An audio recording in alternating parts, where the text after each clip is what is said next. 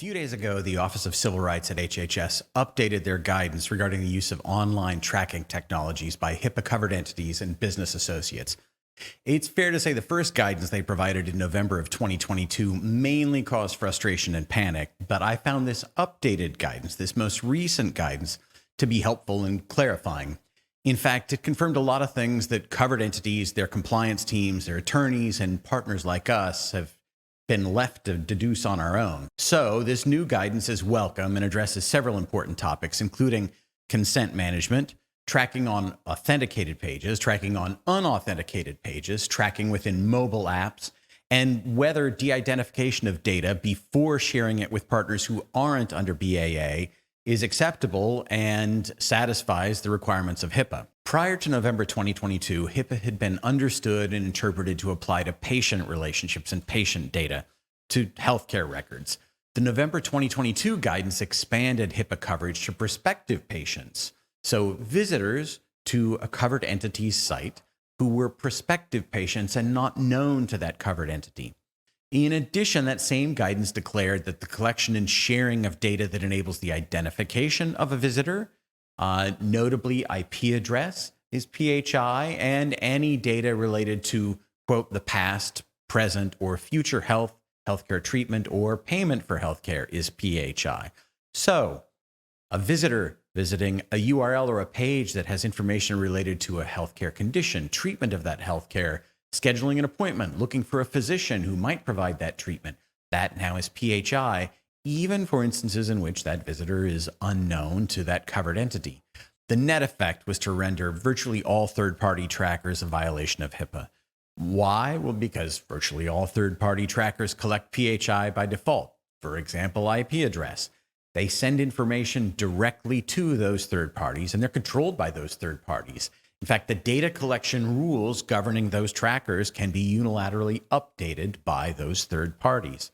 And in general, third-party marketing platforms and partners will not sign a business associate agreement, which is the only way that PHI could be shared with them.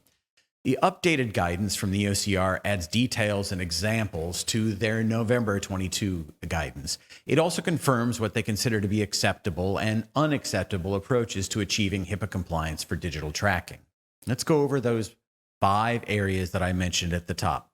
Cookie consent management. I'll just give you the quote directly from the updated guidance. It's very clear.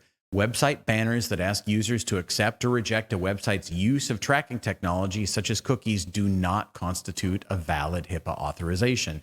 So cookie consent management, while a good practice and the right thing to do, does not create HIPAA compliance. Now, tracking on authenticated web pages. The guidance is clear. You cannot use third-party trackers from entities not under BAA to track authenticated pages. That means no default implementation of analytics platforms, no advertising tracking, no MarTech tracking. Why? Well, because those tracking technologies on those pages are generally going to have access to PHI.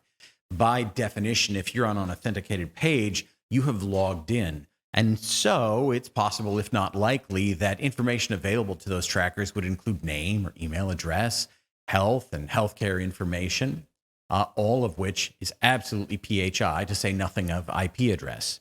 And tracking on unauthenticated pages, there's a helpful clarification in the guidance around this particular use case and situations where you actually can continue to use third-party tracking, including collecting IP address and URLs.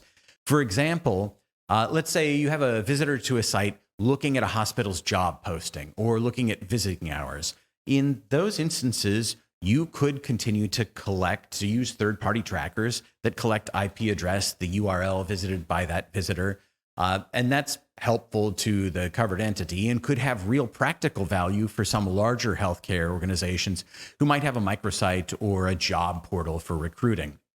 The second example that's cited in the OCR guidance is kind of an academic allowance, but I'm not sure there's a lot of practical application. So the literal example that's cited is a student who's writing a term paper on the changes in availability of oncology services before and after COVID.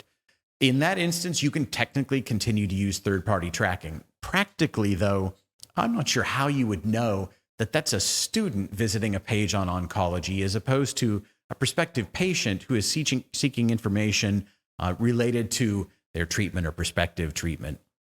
You can't know. And so really, I think it's better to assume that all visitors to these kinds of pages are prospective patients and to use no third-party tracking in those instances. Now, tracking in mobile apps. Because of the data that mobile apps generally track by default, device ID, geographic location, app usage information in great detail, that information is generally considered to be PHI, and it can't be shared in full with third parties. It's a pretty clear statement in this guidance. How about if a tracking technology vendor agrees and promises to remove PHI or to de-identify information it receives before saving it? Is that acceptable? Well, the answer here is really clear in this guidance. No, that's not acceptable. Just the act of collection of PHI by a third party not under BAA, even if that PHI is not saved, is still a HIPAA violation. The overwhelming majority of advertising, MarTech, and analytics platforms aren't going to sign a BAA. So what's the path forward? Well, again, very helpfully, the OCR also provides clear guidance here. If a third party won't sign a BAA, then a covered entity can engage with a third party that is under BAA, and that third party can provide a technology or a solution that de-identifies data before it is shared with third parties not under BAA. So you can de-identify, you can cleanse that data before it's shared with third parties under BAA. We've implemented a solution like this for years for our clients. The key elements of this kind of solution, what makes it HIPAA compliant, are several. First, you have to control data collection. We do this by replacing all third-party trackers with a single private client ID and custom data libraries that govern data collection. So there are no more third-party trackers, and the data that is collected is governed by rules that are developed in concert with the marketing and compliance teams at our client organizations.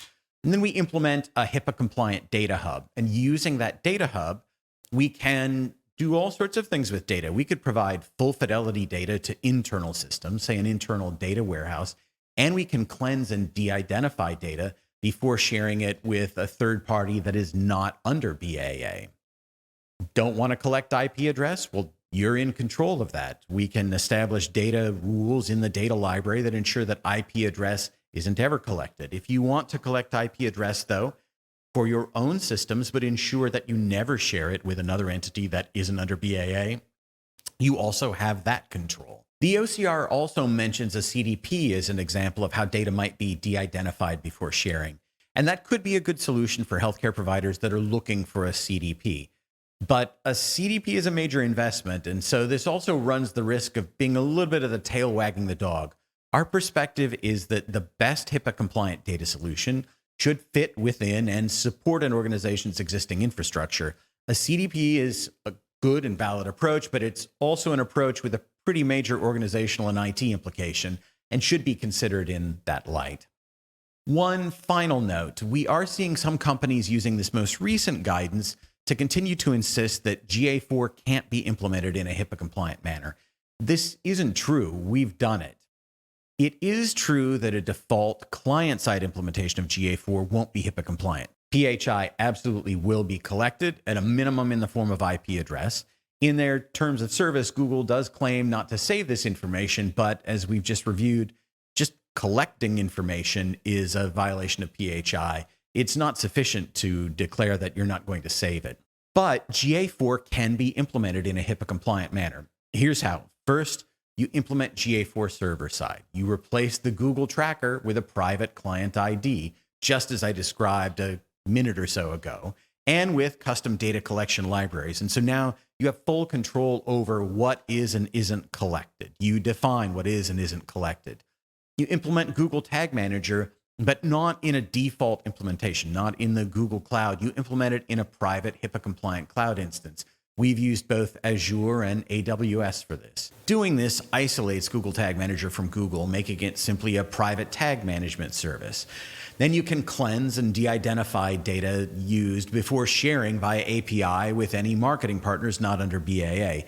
This wasn't possible previously, but the introduction of transformations in Google Tag Manager in the second half of last year changed the game and made it possible to implement GA4 in a HIPAA compliant manner. Well, this most recent guidance from OCR actually is helpful and clarifying. I hope that this summary and distillation of that guidance was helpful for you. If you have any questions, please don't hesitate to reach out. And if there are other topics that it would be helpful for us to review or cover, please reach out with that information. Thanks.